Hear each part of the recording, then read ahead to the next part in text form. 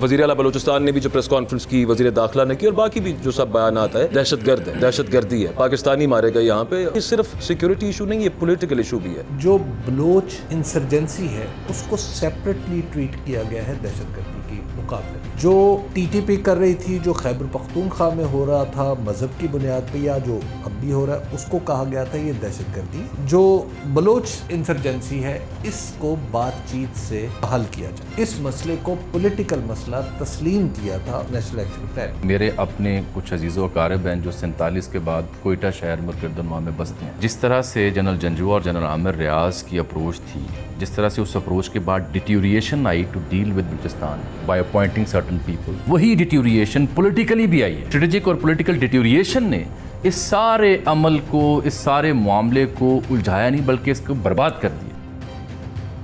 السلام علیکم، آپ تھرڈ امپائر دیکھ رہے ہیں. پاکستان کی اس وقت کسی بھی سفیر کے اندر کوئی چیز ٹھیک نظر نہیں آ رہی. سیاست میں جو اس وقت بے یقینی ہے وہ آپ کے سامنے ہے. اس کے علاوہ معیشت ادھڑی پڑی ہے.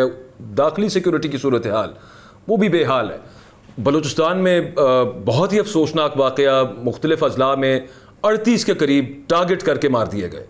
اور وہ جو انگریزی میں کہتے ہیں کہ ایڈنگ انسلٹ ٹو انجری، یا یوں کہہ لیجیے کہ زخموں پہ نمک چھڑکنے کے یہ مترادف ہے کہ وہ صاحب جن کی داخلی سیکیورٹی کو کنٹرول کرنے کی ذمہ داری ہے وہ ہماری کرکٹ کو بھی دیکھ رہے ہیں اور کرکٹ کا بھی بیڑا غرق کر چکے ہیں. پریس کانفرنس کر رہے تھے تو وہ دیکھ کے عجیب سا لگ رہا تھا. پیچھے پی سی بی کا بورڈ لگا ہوا تھا اور پوری دنیا کو وہ بتا یہ رہے تھے کہ پاکستان میں، بلوچستان میں جو دہشت گردی ہے وہ کن عناصر کی وجہ سے ہے. خیر anyways I'll come to the discussion straight away. Habib صاحب، یہ بات ٹھیک ہے، وزیر اعلیٰ بلوچستان نے بھی جو پریس کانفرنس کی، وزیر داخلہ نے کی، اور باقی بھی جو سب بیانات ہے، دہشت گرد ہے، دہشت گردی ہے، پاکستانی مارے گئے یہاں پہ. لیکن یہ میرے خیال میں یہ صرف سیکیورٹی ایشو نہیں، یہ پولیٹیکل ایشو بھی ہے بلوچستان کی اگر بات کی جائے. آپ کی بات درست ہے، اور آپ کی بات کی تائید ایک سرکاری دستاویز سے بھی ہوتی ہے، اور وہ سرکاری دستاویز ہے نیشنل ایکشن پلان جو بنایا گیا تھا. نیشنل ایکشن پلان 2014 کے آخر میں جو واقعہ ہوا تھا اے پی ایس والا، اس کے بعد سانے اے پی ایس کے بعد یہ تمام پولیٹیکل پارٹیز ملی تھی، اور نواز شریف صاحب وزیر اعظم تھے جنہوں نے پھر یہ نیشنل ایکشن پلان بنایا تھا. کنسنسس کے ساتھ کنسنسس ڈاکومنٹ ہے، اور اگرچہ اس کی کئی خرابیاں ہیں، جس طرح ہمارے پاکستان کے اندر جب بھی کنسنسس ہوتا ہے تو کئی خرابیوں پہ بھی ہو جاتا ہے، لیکن بہرحال وہ ایک کنسنسس ڈاکومنٹ ہے. اس کنسنسس ڈاکومنٹ میں جو بلوچ انسرجنسی ہے اس کو سیپریٹلی ٹریٹ کیا گیا ہے دہشت گردی کے مقابلے میں. جو ٹی ٹی پی کر رہی تھی، جو خیبر پختونخوا میں ہو رہا تھا مذہب کی بنیاد پہ، یا جو اب بھی ہو رہا ہے، اس کو کہا گیا تھا یہ دہشت گردی. اس کے خلاف کائنیٹک آپریشن ہوگا، یعنی توپ و تفنگ استعمال ہوں گے، جو کچھ ہو سکے گا ہمارے پاس، جو کچھ ہوگا ہم سب کچھ چلا دیں گے. لیکن جو بلوچ انسرجنسی ہے اس کو بات چیت سے حل کیا جائے گا. اس مسئلے کو پولیٹیکل مسئلہ تسلیم کیا تھا اس نیشنل ایکشن پلان میں. اور ایک وہ حقوق بلوچستان، وہ تو اس سے پہلے تھا نا، آغاز حقوق بلوچستان اس سے پہلے آیا تھا. اچھا، وہ تھا آصف علی زرداری صاحب لے کے آئے تھے. آصف علی زرداری صاحب، کیونکہ اس وقت بھی بلوچستان میں معاملہ یہ تھا کہ 2006 میں آپ کو یاد ہوگا بگٹی صاحب کو، محمد اکبر بگٹی صاحب کو شہید کیا گیا تھا، اور وہ پاک فوج کی ایک کارروائی میں گئے تھے، یعنی شہید. اور یہ حبیب صاحب کل ان کی 18ویں برسی تھی جی، اور اس لیے بڑا سگنیفیکنٹ ہے کہ برسی کے موقع پر یہ خون کی ہولی کھیلی گئی ہے. تو وہ جب شہید ہوئے تھے تو اب ان کو شہید میں نہیں کہتا، شہید اکبر بگٹی اسٹیڈیم بھی وہاں پہ سب اس کو شہید مان چکے ہیں. بالکل ٹھیک. اچھا، تو میں نے کہا اس وجہ سے کہ بعض لوگوں کو غلط فہمی ہو کہ شاید میں اپنے کسی خیال نہیں، ویسے وہ نہ بھی ہو اسٹیڈیم سر تو وہ شہید ہے، ہم تو کہیں گے. تو اچھا خیر، اب ہوا کیا، مسئلہ کیا ہوا؟ مسئلہ یہ ہوا کہ وہاں پہ آغاز حقوق بلوچستان سے کچھ معاملات سیدھے ہونے کی طرف بڑھے. کم از کم لوگوں کو ان کو ایسے لگا کہ ہمیں ریپرزنٹیشن مل گئی. اس کے بعد 2018 کے الیکشن میں بھی کچھ ایسا ہی لگا کہ ریپرزنٹیشن لوگوں کو ملی ہے. اچھا جی، وہاں پہ مالک بلوچ صاحب بھی آ گئے، حاصل بزنجو صاحب وہ اس دنوں زندہ تھے، ان کی ایک پریکٹیکلی ایک پریزنس کی وجہ سے بلوچستان میں سکون آیا.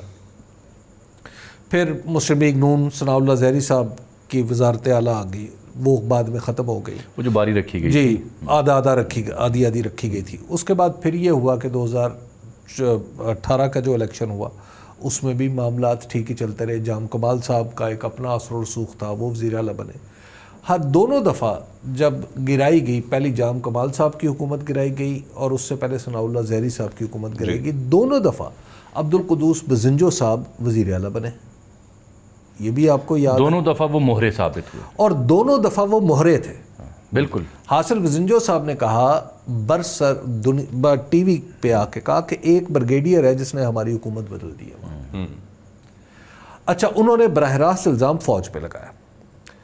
اور اب جو حکومت بنی ہے سرفراز بگٹی صاحب ان لوگوں میں سے ہیں جو دراصل انسرجنسی ایک طرف ہے, دوسری طرف پاکستانی فوج اور وفاق نے اپنا ایک نیریٹو بنایا ہوا ہے.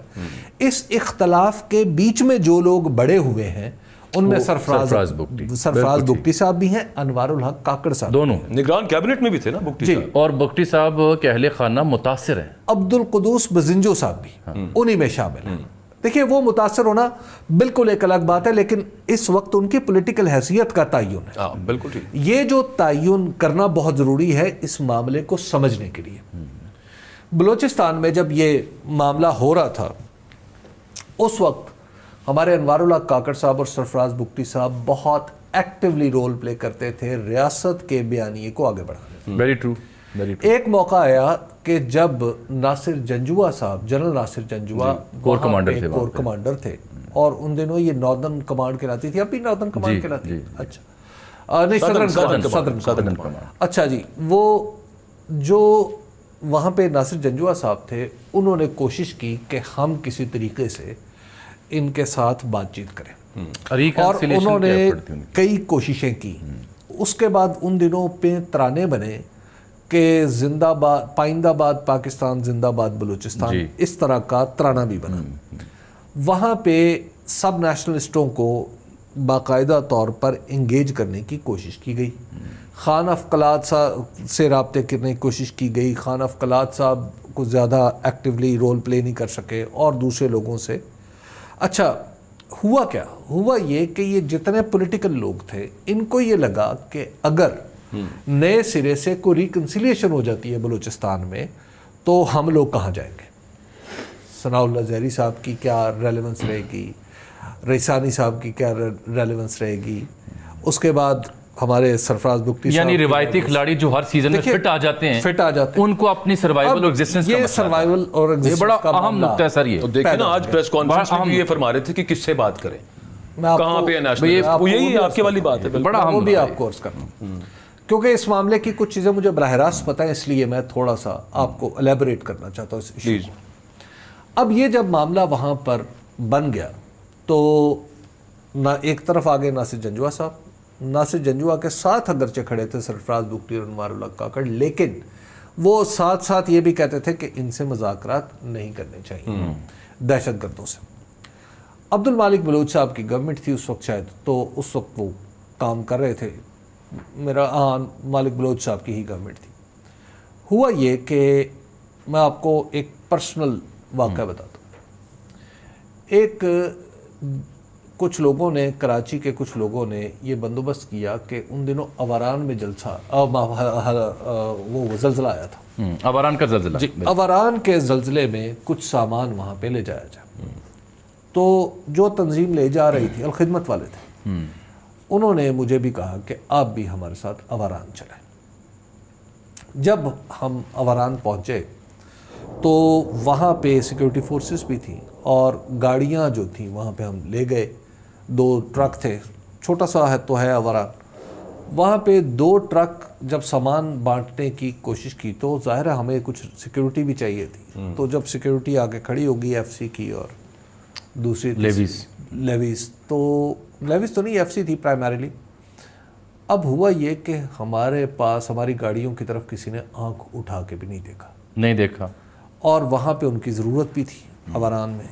اب آپ ذرا تصور کیجئے, غربت کی انتہا ہے. جو کچھ تھا وہ زلزلے کی نظر ہو چکا ہے, اور ہمارے پاس امیجیٹ وہ چیزیں موجود ہیں جو امیجیٹ ریلیف کی لیے ضروری ہیں. پانی ہے, ضروریات زندگی کی, چاول ہے, کوئی بستر ہے, یہ چیزیں. خیمہ شامہ ہوگا بیچ میں. اچھا, اور یہ اتنی چیزیں تھیں جو کم از کم اس علاقے کے لیے کافی تھی. وہاں پہ ہوا یہ کہ किसी ने कबूल करने से इनकार कर दिया। नफरत का आलम ये है। तो मुझे बड़ी शर्मिंदगी हुई कि हम सब लोग यहाँ पे आए हैं और हमारे ये लोगों की हालत देखें तो आंखों में आंसू आए कि मतलब यार ये क्यों नहीं, इनके और मेरे दरमियान क्यों इतनी गलत फहमी। वहाँ पे इमरानी कबीला आबाद है जी, मैं ख्याल उमरानी कहा जाता हूँ शायद, उमरानी। चलिए, अब मुझे कुछ कबायली सेंस थी थोड़ी सी। मैं उस गांव चला गया जो अवारान से बिल्कुल फासले पे था, और गया कैसे कि मेरे पास गाड़ी नहीं थी, गाड़ियां तो थी लेकिन वो उस सड़क पे नहीं चल सकती थी। तो मैंने एक पिकअप को इशारा किया, वो बलोची नौजवान थे, मैंने उन्हें कहा कि मुझे वहाँ तक छोड़ दो। तो जब मैं वहाँ गया तो गाड़ी के उन्होंने कहा तुम पीछे बैठ जाओ। मैं वो गाड़ी का जो पिछला हिस्सा जिसमें सामान रखते हैं मैं उसमें बैठ गया, क्योंकि आगे लड़के बैठे हुए थे, उनके 2 बंदे बैठे हुए थे। उन्होंने मुझे वहाँ स्कूल के पास जाके छोड़ दिया। मेरे जहन में था कि मैं यहाँ पे सरदार का पता करके ताज़ियत करूँगा। अब मैं वहाँ पे जब गया तो एक प्राइमरी स्कूल था जिसके बाहर लिखा हुआ था गवर्नमेंट प्राइमरी स्कूल, और अंदर जगह जगह पाकिस्तान के ख़िलाफ़ नारे लिखे हुए थे। उन नारों के नीचे वो जो कबायली सरदार थे वो ताज़ियत कबूल कर रहे थे, क्योंकि बहुत सारे लोग कुछ जाँ बहक भी हुए थे। मैं उनके पास अस्सलाम वालेकुम, वालेकुम अस्सलाम, तो मैंने उनसे ताज़ियत की। मैंने कहा जी बड़ा अफसोस हुआ, आपके कबीले के लोग थे ज़्यादातर यहाँ पे। उन्होंने मुझसे पूछा आप कहाँ से तशरीफ़ लाए? मैंने कहा जी मैं लाहौर से हाज़िर हूँ। तो उन्होंने कहा क्यों आए? मैंने कहा हम आपके खिदमत के लिए, थोड़ा सा सामान है हमारे पास कि शायद हमारे भाई कहीं किसी मुश्किल में हैं। तो उन्होंने मुझे कहा मुझे तो आपका सामान नहीं चाहिए। उन्होंने भी ना कर दी? उन्होंने ना कर दी। उन्होंने कहा आप क्या समझते हैं कि बलूचिस्तान में भूखे, और हालत मैं आपको बता दूं। जी जी। मैंने कहा एक तो ये है कि मैंने आपको बलूच समझ के तो मुखातिब ही नहीं किया। आप बलूच हैं, मैं पंजाबी हूँ, अब इसमें तो क्या बात मैं अर्ज़ करूँगा। अहम बात यह है कि जिस तरह मेरे बच्चे उस वक्त जिस तरह जिस उम्र के मेरे बच्चे हैं, यहाँ बच्चों को रोटी की ज़रूरत है। और अगर ये ज़ल्ज़ला खुदा न खास्ता लाहौर में आया होता तो क्या आप चुप के बैठे रहते? वाह। आपके पास घी का एक डब्बा होता या चंद छटांक दाने चावल होते, आप मुझे ना देते? उन्होंने कहा जी कि उन्हें मेरी बात थोड़ी सी, वो खामोश हो गए, लगी दिल को। और मैंने उन्हें कहा जी कि आपके और आपके दिल में हो सकता है पंजाबियों के ख़िलाफ़ कुछ बात भी हो और शायद कुछ गलत भी ना हो। एक तो ये है कि मैं उसकी माफ़ी मांगता हूँ, जितना उसमें मेरा जुर्म होगा अब ज़ाहिर है मैं उसकी माफ़ी मांगता हूँ। लेकिन मैं आपको ये भी बता दूँ कि लाहौर में जो लिबर्टी राउंड अबाउट है, वहाँ पे आपके लिए हम लोग और दूसरे लोग चंदा इकट्ठा कर रहे हैं। और सर ये बात इसलिए दुरुस्त है कि अच्छा। मैं बनफ्स नफीस वहाँ मौजूद था, हम चंदा इकट्ठा कर रहे जी, थे। हम सारे जा रहे थे वहाँ पे कि जनाब अवारान के लोगों के लिए, अवारान में हमारे भाई परेशान हैं। तो मैंने कहा ये गलत फहमी, चलिए हम इसको आपस में तय कर लेंगे, लेकिन अभी हम छोड़ते हैं, अभी हम बिल्कुल इंसानी सतह पे आके बात करते हैं। उन्होंने मुझसे एक फरमाइश की, उन सरदार ने? जी, उन्होंने कहा ये जो सामान है ये तुम लोग नहीं बांटोगे, हम बांटेंगे। अच्छा। हम देंगे। मैंने कहा जी बिस्मिल्लाह, हमने कोई तस्वीरें तो नहीं खिंचवानी है। मैंने कहा हम में से किसी के कोई सियासी असाइन नहीं है। मैं ऐसा करता हूँ कि गाड़ियाँ आपके दरवाजे पे ले आता हूँ, यहाँ आप ही जो कुछ करना है जिसको, क्योंकि आप ही जानते हैं किसको क्या ज़रूरत है। उन्होंने कहा जी कि ठीक है, अच्छा जनाब, हमने वो सामान, उन्होंने कहा लेकिन लोगों को हटाओ, कोई सिक्योरिटी नहीं चाहिए। हमने रिक्वेस्ट की, वो सिक्योरिटी हट गई। फिर वहाँ पे सामान जो है वो हमने मज़दूरों के तौर पे काम किया और वहाँ के लोगों ने ये काम किया अफसरों के तौर पे कि जिसको वो चाहते थे, जिसको वो सूरत हाल थी। और उन्होंने फिर मुझे कहा कि आप आराम से रहें, आपको कोई कुछ तंग नहीं करेगा।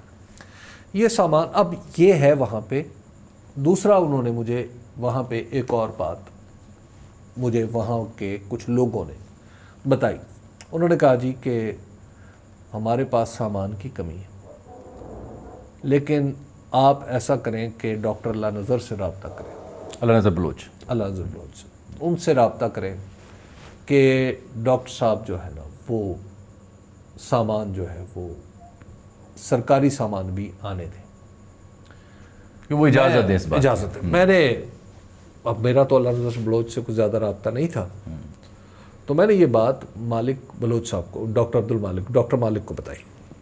डॉक्टर मालिक ने मुझे बताया कि ये जो सामान है ये हम भेज रहे हैं, और मैंने अल्लाह नज़र को पैगाम भिजवाया है कि अल्लाह नज़र, ये मौका ऐसा नहीं है कि तुम और मैं लड़ें, या ऐसा नहीं है कि तुम्हें कोई हुकूमत से शिकवा हो, तो ये सामान मैं तुम्हें दे रहा हूँ, तुम्हें भिजवा रहा हूँ, तुम जिसको मर्ज़ी भिजवाओ। ठीक। तो उन्होंने, डॉक्टर मालिक ने ये किया कि उन्होंने मुतासरा इलाके पे सामान भेजा, एतमाद के ड्राइवर्स को कहा कि तुम ये ट्रक ले जाओ, और जहाँ पे तुमसे कोई मांगता है उसको दे दो। अगर कोई बेचेगा तो बलोच बेचेगा, कोई लूटेगा तो बलोच की ज़रूरत पूरी होगी। अच्छा, उन्होंने इतनी हिम्मत से एक पॉलिटिकल अप्रोच से काम लिया, अब यही मेरा सवाल है, और यहाँ से सामान वहाँ बंटना शुरू हुआ। ये थी, मैं अब सॉरी मैं थोड़ा तवील हो गया। ये नहीं, बड़ा रेलिवेंट है, इंतहाई रेलिवेंट आपने वाक़या सुनाया, और जो नाज़रीन हमें देख भी रहे हैं, एक तो हबीब साहब की बड़ी दस्तरस रही है बलूचिस्तान के मामला पर, तूल वर्ष में ये घूमे फिरे, किसी हद तक मुझे भी जाने आने का और इस प्रोसेस का हिस्सा बनने का इत्तफाक रहा बेसित साहब। ये दो वाक़यात सर इसलिए इंतहाई अहम हैं कि इन वाक़यात की बुनियाद पे एक सवाल और सलूशन है। सवाल ये है कि जब आप एक सहाफ़ी के तौर पर उन हालात को मद्देनज़र रखते हुए एक सलूशन वहाँ दरियाफ़्त कर रहे हैं फिल फॉर, और काबिल कबूल हो रहे हैं, और सामान को काबिल कबूल कर रहे हैं, अल्लाह नज़र बलोच से डॉक्टर मालिक भी रब्ता कर रहे हैं, तो यही अप्रोच मेरी रियासत, मेरी सरकार, मेरे फ़ैसला साज, मेरे सियासतदान इस मसले को, उन शिकवों को दूर करने के लिए इख्तियार करने में नाकाम क्यों हुए? अच्छा, उसके बाद जनाब, ये आपका एग्जैक्टली यही पॉइंट, इसी पॉइंट पे मैं आ रहा था। अब हुआ क्या जनाब, उसके बाद आगे सनाउल्लाह ज़हरी साहब, मालिक बलोच साहब की गवर्नमेंट ख़त्म हो गई, नासिर जंजुआ साहब इधर तशरीफ़ ले आए, और फिर बाद में गालिबन आसिम बाजवा साहब वहाँ गए। जी, लेफ्टिनेंट आसिम सलीम बाजवा साहब। आसिम सलीम बाजवा साहब गए। आसिम सलीम बाजवा साहब को बलूचिस्तान का उतना ही पता था जितना मुझे मरीख का पता है। नहीं, मेरे ख्याल आमिर रियाज साहब ने भी बहुत अच्छा काम किया। मैं आसिम सलीम बाजवा साहब पे पर्टिकुलरली आना चाहता हूँ। जनरल जंजुआ और जनरल आमिर रियाज ने बहुत काम किया। आसिम सलीम बाजवा साहब को उतना ही पता था जितना मैंने अर्ज़ किया कि मुझे मरीख का पता है।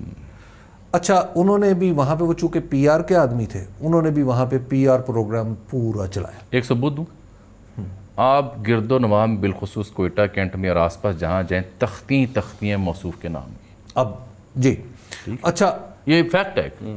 अब जनाब, उन्होंने जब PR प्रोग्राम चलाया तो उनके सारे मुशीर PR वाले थे। जी, उनका ख्याल होता था कि वो बलूचिस्तान के बारे में बे भी कहें तो ये भी रिपोर्ट हो, और उनके चंद अहबाब जो वहाँ जाते थे कोयटा में, तो उनके बाकायदा तौर पर यक के बाद दीगरे प्रोग्राम हुआ करते थे कि आसिम सलीम बाजवा ने यूं कर दिया, आसिम सलीम बाजवा ने यूं कर दिया।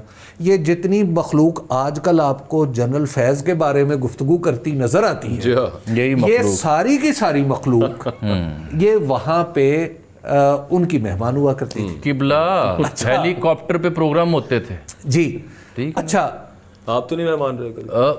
मैं उनका मेहमान नहीं रहा। अच्छा जनाब, उनका नहीं रहा। अब उन्हें उनका ज़्यादा इंटरेस्ट ये होता था कि टीवी के ऊपर जो काम चलता रहे, और टीवी को वो अपने इस इंटरेस्ट में कामयाब रहे। नतीजा ये निकला कि बलूचिस्तान को उन्होंने बिल्कुल जूनियर लेवल के चंद लोगों पे छोड़ दिया। अब उनके लिए जूनियर लेवल के लोगों का प्रॉब्लम क्या होता है, वो बिग पिक्चर तो देख ही नहीं रहे होते। उनके नज़दीक तो मसला हल होता है या मसला ख़त्म होता है। अब मसला हल होना और मसला ख़त्म करना, ये थे जिसे उन्होंने गो गेटर्स को लगा दिया। गो गेटर्स ने वहाँ पे जो कुछ किया, अब देखिए वहाँ पे ये फ़ौज की बात नहीं मैं कर रहा, ये एक फ़र्द की बात कर रहा हूँ मैं। नहीं, मैं यही कहने लगा था, इससे एक बात का तयन हो गया कि बलूचिस्तान के मामलात मेजरली फ़ौज चला रही है। जी, ये बात ठीक है। अच्छा, वहाँ पे अब जब एक पॉलिसी आप लेके चल रहे थे रिकन्सिलिएशन की, यकायक वो इश्तहारी पॉलिसी हो गई और उस इश्तहारी पॉलिसी के बाद वहाँ पे पॉलिसी ही कोई ना रही, किसी को समझ ही नहीं आया कि करना क्या है, पहले क्या हो रहा था, अब क्या हो रहा है, आइंदा क्या करना है। अच्छा, अब फिर यकायक पॉलिसी में, यार आई एम सॉरी मैं तवील हो रहा हूँ लेकिन मेरा दिल बहुत नहीं ये मेरा दिल बहुत का दुखा मुस्तहिक हुआ है सर, ये मेरा दिल बहुत दुखा इस पे हुआ हाले दिल बयान कि करें। बलूचिस्तान तो हमारा है ना, एब्सोल्युटली, और हम उनके हैं, हम बलूचिस्तान हैं। हम बलूचिस्तान है, वो पंजाब है। हमारे लिए पूरा, देखिए मेरी ज़िंदगी में मैं आपको जुमला मुतज़ा के तौर पर अर्ज़ करूँ, अकबर और अजमल के मुझ पे जो पहला प्रेशर आया ना, वो ये आया था कि मैं ड्रोन अटैक्स की मुखालफत ख़त्म कर दूँ। मैं उन्हें कहता था उस वक्त, ऐसा कहने वालों को, कि ये जो मेरा वज़ीरिस्तान में जो रहने वाला है वो कमतर पाकिस्तानी है कि उसके ऊपर तो ड्रोन अटैक आ जाए, तो मैं लाहौर में मेरे अंदर कोई ख़ास सुरखाब का पर लगा हुआ है कि मेरे ऊपर ना आए। ये थी आपकी अप्रोच उस वक्त की। अच्छा, जिसकी वजह से हम उस वक्त नापसंदीदा अफराद की फहरिस्त में शामिल थे और आज भी हैं, तो इसमें कोई परेशानी नहीं। खैर, अब जनाब हुआ क्या कि वहाँ पे जब ये मामला अब रुक गया, अब अचानक सारे का सारा जोर ये है कि मसला ख़त्म करो या मसला हल करो। आप समझ रहे हैं, मैं इससे नरम अल्फाज इससे नरम अल्फाज में अर्ज नहीं कर सकता। मसला खत्म करने पे। अच्छा, ना मसला इस तरह खत्म होना है, ना इस तरह मसला हल होना है। हबीब साहब, अब जो कुछ हुआ है वहां पे, अब नतीजा इसका क्या है? 39 अफराद जी कम अज कम है जो 10 मुख्तलिफ शहरों में शहीद हुए हैं जी, बिलखुसूस ये जो ईसा खेल में जो अब वहां पे बलूचिस्तान में, अब आप जरा तस्वुर कीजिए, और ये मूसा खेल बड़ा इंपॉर्टेंट है। हुआ ये ऊपर डीजे खान, नीचे डीआई खान, दोनों जुड़े हुए हैं साथ, साथ जुड़ा हुआ है।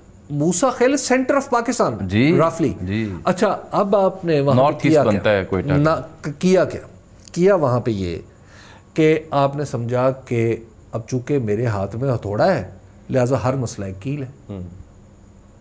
जी, आपने हर मसले को एक कील समझा और अब हमें बताया जा रहा है कि जनाब ये जो फलां पॉलिटिकल आदमी है ये भी इनका सपोर्टर है, फलां पॉलिटिकल आदमी है वो भी इनका सपोर्टर है, फलां जो आदमी है वो भी इनका सपोर्टर। अरे भाई, आप क्या कर रहे हैं? इनसे बात करें, बात करते हुए ये नहीं देखा जाता। ये है आपका सोल्यूशन। मुझे एक जुमला कहने दें, मुझे बड़ी शिद्दत से है, मेरा भी दिल दुखा हुआ है सर। मेरे अपने कुछ अजीज़ व अकारिब हैं जो 47 के बाद कोयटा शहर में और किरदनवा में बसते हैं, मेरे अजीज़ व अकारिब ज़ाती तौर पर। कुछ दोस्त हैं जिनका वहाँ कारोबार है, कानकुनी का, जो मुकामी बलूच हैं, सातकज़ई कबीले से हैं, उनको जानता हूँ, सबसे रब्ता हुआ। सर, जिस तरह से जनरल जंजुआ और जनरल आमिर रियाज की अप्रोच थी, जिस तरह से उस अप्रोच के बाद deterioration I to deal with Balochistan by appointing certain people जिनकी वो रेंज नहीं थी, इश्तहारी, मुझे ये कहने दीजिए कि वही डिटीरिएशन पॉलिटिकली भी आई है। जी बिल्कुल। और ये दो तरह की, यानी स्ट्रेटेजिक और पॉलिटिकल डिटीरिएशन ने इस सारे अमल को, इस सारे मामले को उलझाया नहीं बल्कि इसको बर्बाद कर दिया। आपका मामला पता कितना कॉम्प्लेक्स है? आपको मैं इसकी एक मिसाल देता हूँ। वहाँ पे 400 लोगों से हथियार डलवाए गए। अच्छा, मैं वैसे ना इसको, आप मुझे पता है कॉम्प्लेक्स होगा, मैं इसको बहुत सिंपल समझता हूँ और बड़ा सिंपलिस्टिक से उसका सोल्यूशन देता हूँ, एक हरफी, एक लाइन का। और वो ये है कि आपने 18 साल पहले अकबर बुगटी के साथ जो किया, रियासत पाकिस्तान उसकी बाकायदा माफ़ी मांग ले, मेरे ख्याल में काफ़ी हद तक मसला सुलझने की तरफ उस डायरेक्शन में जाना शुरू हो जाए। अच्छा, उसमें क्या हुआ, इसमें भी मैं एक अर्ज़ करता हूँ। बंदों ने जनाब कि जी हमने हथियार डाल दिए। एक उनमें से एक साहब थे जो मेरे राब्ते में आ, टीवी पे भी आए थे? नहीं। अच्छा, मैंने मुख्तलिफ लोगों से उनसे फिर राब्ता आपका जुड़ता है तो फिर कई लोगों से। अच्छा, मेरे लिए इंटरेस्टिंग बात थी कि वो सारे लोग, उनमें से बहुत सारे लोग सरकारी मुलाजिम थे। अच्छा, ये हम फरारियों की बात कर रहे हैं? जी जी जी जी, दुरुस्त कह रहे हैं। अच्छा, इस पे भी रोशनी डालते हैं। सरकारी मुलाजिम थे। अब उन लोगों ने हथियार जब डाले तो उनमें से बहुत सारे लोग बाकायदा तौर पे अपनी सरकारी मुलाजमत में वापस चले गए और नहायत सिद्क़े दिल से उन्होंने काम करना शुरू कर दिया। اچھا اب یہاں پہ آتی ہے کالونیل اپروچ. بھائی ایک آدمی نے ہتھیار ڈال دیے, واپس جاب پہ آ گیا, واپس جاب پہ آ رہا ہے, جاب پہ کام لیکن اس کے ساتھ کیا ہوا؟ اس کے ساتھ اب اس نے کیا کہا, اس نے کہا کہ جناب یہ آپ نے مجھے اس محکمے میں یہاں رکھا ہوا, میرا گھر وہ قریب ہے, ادھر کر تو وہاں پہ بھی آپ کا دفتر ہے, مجھے وہاں کر. بالکل ٹھیک. ہوتے ہوتے یہ بات مجھ تک. اب آپ ذرا تصور کریں بلوچستان کے ایک, یعنی اس علاقے کو بلوچستان میں بھی دور دراز کا علاقہ کہا جاتا ہے. میں نے اس شخص کے لیے کیا کچھ نہیں کوشش کی اور کہاں کہاں نہیں سر مارا. پاپڑ بیلے. پاپڑ بیلے. اچھا سر کسی نے اس کے توجہ نہیں دی. یہ علمی ہے. ایک دن پھر کیا ہوا, ایک دن یہ ہوا کہ اب اس نے مجھے پتہ ہی چلا کہ اسی کا ایک عزیز اب فراری ہو گیا. اندازہ کیجیے. اچھا, اور اس نے مجھے جل کے کہا کہ اب میرا بھی کبھی کبھی دل کرتا ہے کہ میں پھر چلوں. جب آپ نے بلوچستان میں یہ کولونیلزم رکھنا ہے جی, تو پھر یہی نتیجہ بھی وہی ہوگا جو لوگ کالونی کے بارے میں, کولونیل پاور کے بارے میں سوچتے ہیں. بالکل ٹھیک ہے. اچھا اب دیکھیے, آپ نے کہا نا وہ اکبر بگٹی والا, میں عرض کروں بلوچستان کا مسئلہ نا ایک حرفی ہے. جس طرح آپ خود کو ٹریٹ کرتے ہیں نا اسلام آباد میں, اس طرح اس کو ٹریٹ کریں. یہ سب سے اس کی دو مثالیں اور سنیں سر. اب I'm filled with so many things to narrate. کوشش کر رہا ہوں طریقے سے کروں. ایک صاحب کا رجحان خاران والے علاقے میں تبادلہ ہوا, تو وہ جا رہے تھے معمول کے گشت پہ, ایڈمنسٹریشن کے تھے, تو وہ انہوں نے مجھے آنکھوں دیکھا حال بتایا کہ ایک جو ریڈی نہیں ہوتی, اس پہ پھل رکھے ہوتے ہیں 4 پہیوں والی, اس ریڈی کے اوپر ایک خاتون لٹائی گئی ہے اور اس کو ایک چھوٹی سی پہاڑی کے اوپر نیچے لے جایا جا رہا ہے, کبھی اوپر کبھی نیچے, مرد اس کو اور خواتین اس کو اوپر نیچے کر رہے ہیں. تو وہ بھی شاک کہ یہ کیا ہو رہا ہے. معلوم ہوا کہ حاملہ تھیں اور پیدائش کا عمل قریب تھا, اور یہ وہاں پہ ترکیب تھی آسان کرنے کے لیے ڈیلیوری. تو اس نے کہا بھائی یہ اس سے جان جا سکتی ہے, ان کو قریبی ہیلتھ سینٹر لے جائیں. تو اگلے بندوں نے کہا یہاں سے ہیلتھ سینٹر 250 کلومیٹر دور ہے, وہاں تک جائیں گے کیسے, سڑک نہیں ہے, سواری نہیں ہے, اور اگر لے بھی جائیں گے تو اس کی کیا یقین دہانی ہے کہ وہاں کوئی ہوگا اسے ڈیل کرنے کے لیے, لہٰذا ہم مجبور ہیں یہ کام کرنے کے لیے. ایک یہ سر نے کہا نا, حبیب صاحب نے کہ اسلام آباد جیسا آپ سلوک کریں, یہ اس کی دوسرا ثبوت ہے. سر جو کھجور پیدا ہوتی ہے جو ایران کے پاس ہمارے علاقے ہیں, یہ میں خود وٹنس کیا وہاں پہ ایک دورے کے دوران, حیثیت صحافی میں گیا ہوا تھا, کہ وہی کھجور ایران جاتی را. وہاں پہ چونکہ پروسیسنگ فیکٹری ہیں پاکستانی علاقوں کے پاس, وہ پروسیس ہوتی ہے, پیکڈ ہوتی ہے, then it comes back to Pakistan. ان علاقوں میں پروسیسنگ فیکٹریاں میں نے سنا تھا آج سے کچھ 4 سال پہلے کہ لگ رہی ہیں. لگ گئی ہے, 1 لگی ہوگی, 2 لگی ہوگی. یار جامی صاحب یہ مسئلہ نہیں ہے سر, میں عرض کر رہا ہوں ڈیل ہی نہیں جب کریں گے. اور کتنے بچے اسکولوں سے باہر ہیں, یہ جتنے میرے 65, ایک اور جملہ کہنے دینا سر, 65 MP ہیں میرے, اور وہ بھی سلیکٹ ہوتے ہیں. ان کو جنرل عامر ریاض صاحب کے دور میں مجھے ایک انتہائی ذمہ دار نے کہا کہ فی کس کو 1 ارب روپے کے فنڈ دیے جاتے ہیں, ایک نلکا یا ایک گلی نہیں بنواتے, اور ان سے زبردستی کہا گیا خدا را کوئی تختی کوئی نلکا کچھ تو بنوا دو.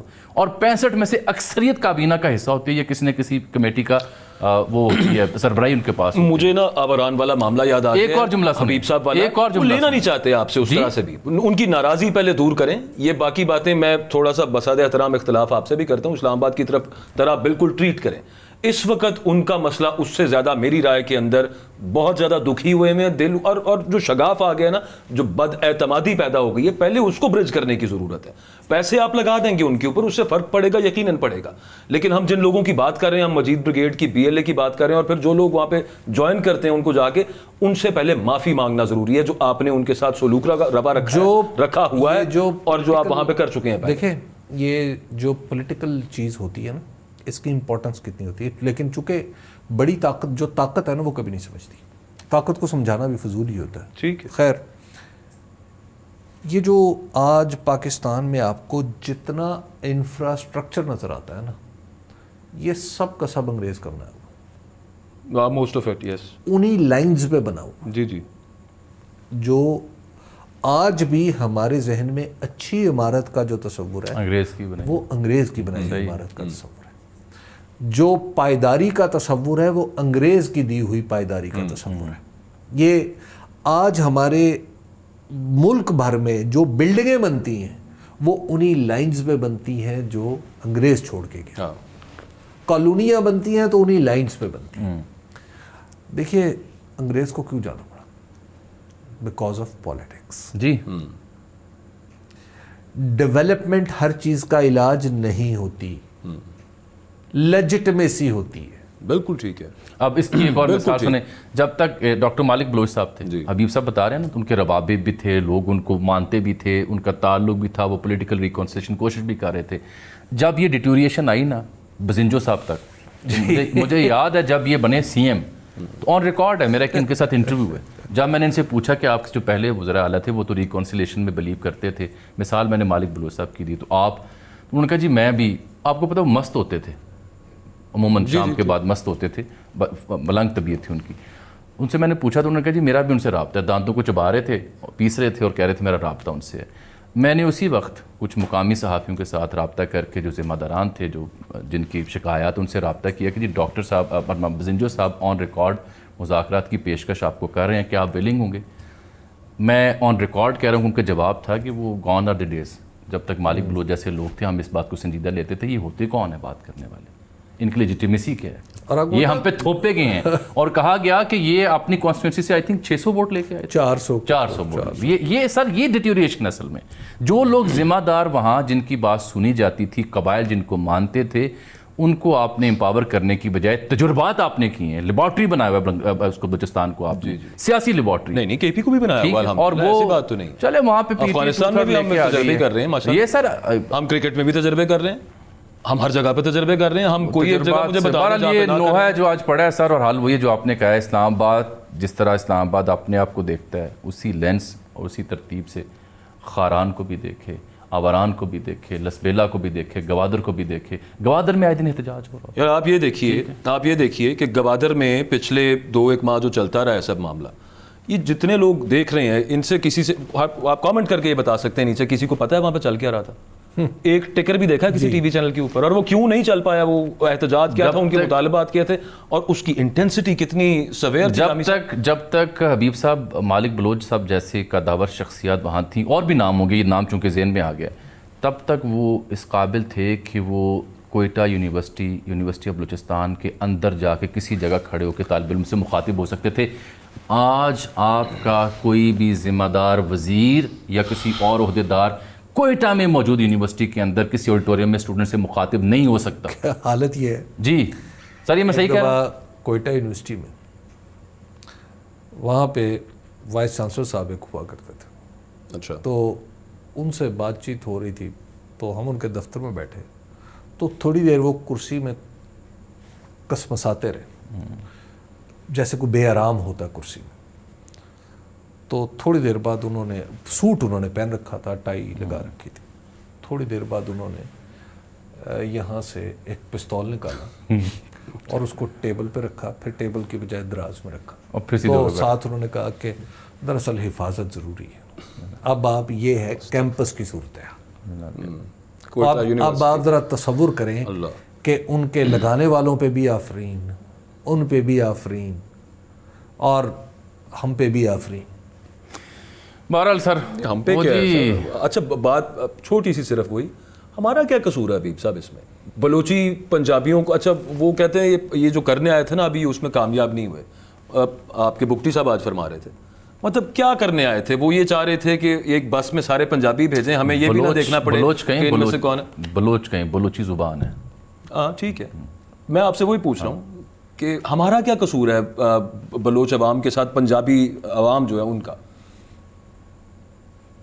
मेरा ख्याल है गुफ्तगू आगे बढ़ा दें, मेरा दिल बहुत जला हुआ है। ठीक है, इससे पहले कि मैंने पहले ही कई हदें, कई लाइंस क्रॉस की हैं, या कम से कम उनके करीब ज़रूर आ गया, तो मैं मज़ीद इस पर आगे ना ही बात करूँ तो अच्छा। चलें, इस पे बात होती रहेगी, लेकिन आज इमरान खान साहब हस्ब मामूल जेल में मुखातिब हुए, और हबीब साहब सबसे अहम बात यह है कि वो जो आपकी बकौल अस्सलाम वालेकुम वालेकुम हो गया था ना, उसके साथ ही खुदा हाफिज़ भी हुए बज़ाहिर, और उसकी वजह मेरे पास कुछ और है, मैं आपकी सुनना चाहूँगा कि उन्होंने कहा जी अगर मुझे कुछ हुआ तो ज़िम्मेदार सिपा सलार और नंबर जो DGI है उनका उन्होंने जिक्र फरमाया, پھر انہوں نے کوئی ڈیل کی باتیں کینسل کیں اور انہوں نے کہا میں یہیں پڑا ہوا ہوں, کوئی میں باہر نہیں جانا نواز شریف کی طرح, اور بشرا بیگم کے حوالے سے شکایات کی کہ چوہے آ جاتے ہیں, اور اعظم سواتی کے کردار پہ انہوں نے بات کی. اعظم سواتی نے خود کہا کہ جب صبح 7 بجے دروازے کھولے ہیں تو وہ بڑی مثبت پیش رفت تھی, اس کا ذکر کرنا مناسب نہیں ہے لیکن وہ مثبت تھی. تو یہ ہوا کیا ہے کہ ہم تو سمجھے کہ پٹری پہ کام چڑھ دوڑا ہے, لیکن انہوں نے نام لے لیا آج پھر. ایک تو نا آپ چاہتے ہیں کہ ہر بال پہ یہ بتایا جائے کہ میچ کون جیتے گا, ایسا نہیں ہوا کرتا. بہت ساری بالز ہوتی ہیں, بہت ساری شاٹس لگتی ہیں, ہارنے والی ٹیم بھی چھکے لگاتی ہے, جیتنے والی ٹیم کے بھی لوگ آؤٹ ہوتے ہیں. میرا خیال آپ پتہ کیا کہنا چاہ رہے ہیں, کچھ بالز ہیں جن کو ویل لیفٹ کرنا تو چاہیے. ابھی جو معاملات ہیں اس کو اتنے آرام سے آپ کیسے سمجھ رہے ہیں کہ اتنی غلط فہمیاں جو پیدا ہو چکی ہیں وہ ایک ملاقات میں یا محض ایک پیغام رسانی میں ختم ہو جائیں گی؟ Very true, very true. ایسا نہیں ہوگا. جیسے ابھی آپ یہ معاملہ آپ نے دیکھا, جو جلسے والا ہوا, اس میں کوئی شک رہ گیا ہے کہ یہ رابطہ کہاں سے ہوا تھا؟ اس کی تصدیق ہو گئی, تصدیق ہو گئی. اچھا, جب یہ ساری تصدیق ہو چکی ہے, اس سے پہلے آپ کیا سمجھ رہے تھے؟ اس سے پہلے ہم سب لوگ یہی نہیں سمجھ رہے تھے کہ یہ تو ممکن ہی نہیں ہے. جی کہ یہ ڈیڈ لاک ہے, یہ تو ممکن ہی نہیں ہے. ایسا ہی ہے نا, رابطہ کاری بھی ناممکن ہے. اچھا, مطلب اس میں تعلیق کی بات نہیں ہے. جب سارے لوگ یہ کہہ رہے تھے کہ مذاکرات ہو رہے ہیں تو اس خاکسار نے ہی عرض کیا تھا کہ فی الحال سب کنڈیاں لگی ہوئی ہیں. اچھا, جب ساروں نے کہنا شروع کر دیا مذاکرات نہیں ہو رہے, آپ نے تو اس فقیر نے عرض کیا تھا کہ جناب ونڈو کھل چکی ہے, ہلچل شروع ہو, ہوائیں آ رہی ہیں جا رہی ہیں. اچھا, ابھی تک وہ ونڈو کھلی ہوئی ہے, یہ اس کا ثبوت ہے نا, وہ کھڑکی کھلی ہوئی ہے. ابھی آپ یہ مت تصور کریں کہ بات ختم ہو گئی ہے یا بات چل پڑی. دیکھیے, جب کھڑکی کھلی رہے گی نا تو اس وقت وہ کام بھی آئے گی. جو آپ نے کرکٹنگ سینس میں پہلے تبصرہ کیا نا میٹافوریکلی, اس کا ایک اور پیرایا بھی میں بیان کرتا ہوں. وہ knowing Imran Khan being cricketer, fast bowler تھے, آل راؤنڈر تھے, تو اگر وہ ایک باؤنسر کراتے تھے نا جی ایک اوور میں, جو کہ ایسے بیٹسمین ہلتا ہے اس سے, تو ان کے اندر یہ ٹینڈنسی بھی تھی جو 92 کے ورلڈ کپ کے آخری میچز میں بالخصوص فائنل میں انہوں نے کی, وہ یہ تھی کہ باؤنسر کے بعد نا وہ ایک سلو بال بھی مارتے تھے جس سے بیٹسمین ڈسیو ہوتا تھا, ڈسیپٹیو ہوتا تھا. تو وہ کبھی کسی ایک ہتھیار پہ کرکٹ میں اپنی کسی ایک کوالٹی یا کسی ایک گر کے اوپر مسلسل اس کے اوپر نہیں قائم. جیسے گلین میگرا ہے نا, تو Glenn McGrath is always known for line length, ایک ہی جگہ اس نے بال کرنی ہے. He was known the other way around, کہ اگر دو باؤنسر ہیں, ایک آدھی ڈھیلی. ابھی کیا ہے, ابھی یہی میں وہی تو بیان کر رہا ہوں. نہیں, ابھی یہ ہے کہ ابھی آج کا باؤنسر ان کو جو مارا ہے نا نام لے کے, یہ باؤنسر ہے. آج کا باؤنسر اس لیے ہے کہ جو ان کے چاہنے والے ہیں, ان کے سپورٹرز ہیں, ان کا جو حلقہ احباب ہے وہ بڑا کنفیوز ہوا ہے اس پیش رفت سے. تو ان کو انہوں نے بتایا کہ ہیلو باؤنسر بھی ہے گئے. دو باتیں سمجھ لیں آج. یہ جب انہوں نے یہ کہا ہے کہ میری اگر مجھے کچھ ہوا تو ذمہ دار فلاں ہے, تو ساتھ ہی اڈیالہ جیل کے کانفرنس روم میں ملاقات بھی ہوئی ہے ان کی علی امین گنڈا پور کے ساتھ, اور 2 گھنٹے کے قریب وہ جاری رہی. اچھا, ملاقات میں وہ موسم کا حال تو ڈسکس نہیں ہو رہا ہوگا. ہاں نہیں, میرا نہیں, ٹھیک ہے, تو بہت ساری چیزیں ڈسکس ہو رہی ہوں گی. تو ایک تو اس کو سمجھیں. دوسرا, جب بھی مذاکرات کی ونڈو اوپن ہوتی ہے تو اس کا ایک منطقی نتیجہ بھی ہوتا ہے. وہ منطقی نتیجہ یہ ہوتا ہے کہ دونوں پارٹیز اپنی اپنی پوزیشن کو سٹرونگ کرتی ہیں کیونکہ انہوں نے مذاکرات کی ٹیبل پہ آنا ہے. یہ بالکل. اچھا, جب آپ اس پوزیشن کو سٹرونگ کریں گے تبھی آپ مذاکرات پہ آئیں گے. مثلا عمران خان صاحب آج کوئی بیان نہ دیتے, بلکہ کہتے کہ جناب بہت اچھا ہو گیا, ساری چیزیں ٹھیک ہو گئی ہیں. ان کی وکٹ ویک ہوتی. اچھا, کیا ہوتا؟ ان کی وکٹ ویک ہوتی. آپ یہ سوچیں کہ الٹیمیٹلی مذاکرات کس بات پہ ہونے ہیں, پہلے یہ سوچیں. الٹیمیٹلی مذاکرات یا گفتگو وہ اس بات پہ نہیں ہونی کہ عمران خان جیل سے باہر آئیں گے یا اندر رہیں گے یا کیا ہوگا. جو فریق ثانی ہے اس کا خیال یہ ہے کہ جیل میں رہنا عمران خان کی ویکنس. राइट? बिल्कुल ठीक। अच्छा, अब जेल में रहता हुआ इमरान खान अगर वीकनेस की मामूली सी निशानी भी देगा तो उससे मुज़ाकरात होंगे? नहीं होंगे, फिर अपनी शराइत बनवाई जाएगी। तो इसलिए ये बाउंसर ज़रूरी था। तो इमरान खान साहब के एंगल से आप देखें कि वो, देखिए इमरान खान एक खिलाड़ी है, कट थ्रोट कॉम्पिटिशन है में से हो के खिलाड़ी इतने लेवल तक पहुंचता है ना। अब इमरान खान ने अपनी पोजीशन को स्ट्रेंथन कर रहे हैं। अच्छा, दूसरी तरफ से खामोशी, अब तो खैर खामोशी भी नहीं रही, अब तो बात चल पड़ी ना। अच्छा, अब वहां पे क्या होगा? और मेरी अंडरस्टैंडिंग है, अगेन मैं कोई इंफॉर्मेशन नहीं दे रहा, कि आइंदा जब मंडे होगा तो ऐन मुमकिन है कि 1-2 राब्ते और 1-2 राब्ते की इब्तदाई कुछ शक्ल हो चुकी हो। सर, इंटरनेशनल पार अमेरिका अफ़गानिस्तान में जब उनकी टॉक्स चल रही थी, साथ दोनों तरफ से हमले भी चल रहे थे।